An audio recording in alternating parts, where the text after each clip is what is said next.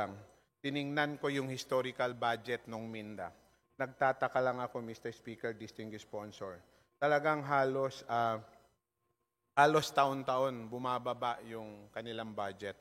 May I know, distinguished sponsor, Mr. Speaker, what are the reasons bakit every year na lang ay bumababa yung budget ng Minda? Halimbawa ho, nung general appropriation nila nung nakaraang taon, nung 2024, was 314.89 million.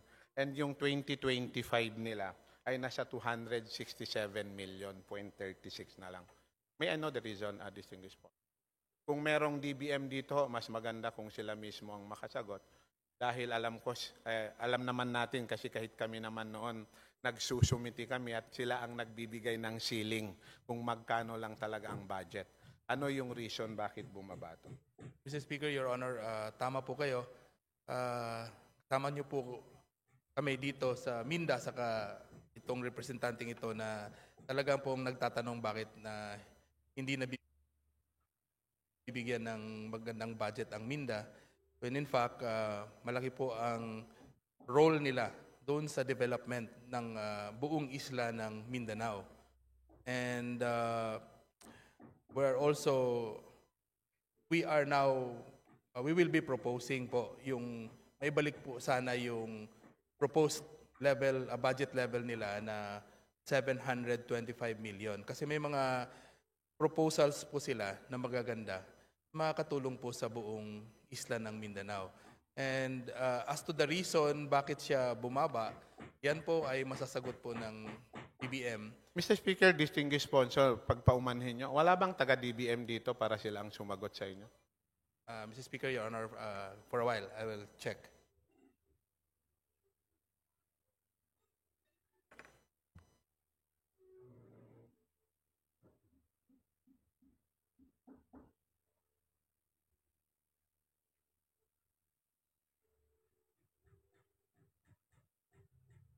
Mr. Speaker, Your Honor, I stand corrected. 267.36 million ang net level budget ng Minda. At ang alam ko, Mr. Speaker, distinguished sponsor, ang kanilang proposal was, yung nabanggit nyo nga, was 735. So, kumbaga, hindi na nga sinunod yung nakaraang budget based sa GAA na in-approve noong 2024. Nung nag-propose sila, kasi alam ko bago ata yung kalihim nung Minda ngayon, no? Lalo, hindi na nga inaprubahan yung mataas, pero ang hindi lang ho maganda talaga na rito, binaba pa mula doon sa GAA level noong 2024. Yun ho yung rason na gusto nating malaman sa DBM. And second question, Mr. Speaker, distinguished sponsor, ano yung mga programs na tinatamaan based doon sa 314 minus 267, Mr. Speaker, distinguished sponsor?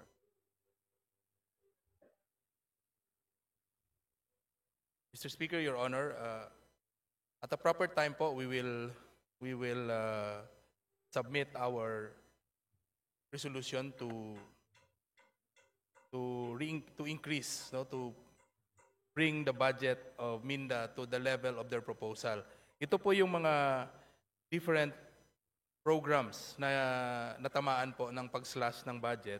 Mr. Speaker, distinguished sponsor, in the interest of time, can you just submit the copy of the list to this representation through the Committee on Appropriation, Mr. Speaker? Yes, Mr. Speaker, Your Honor.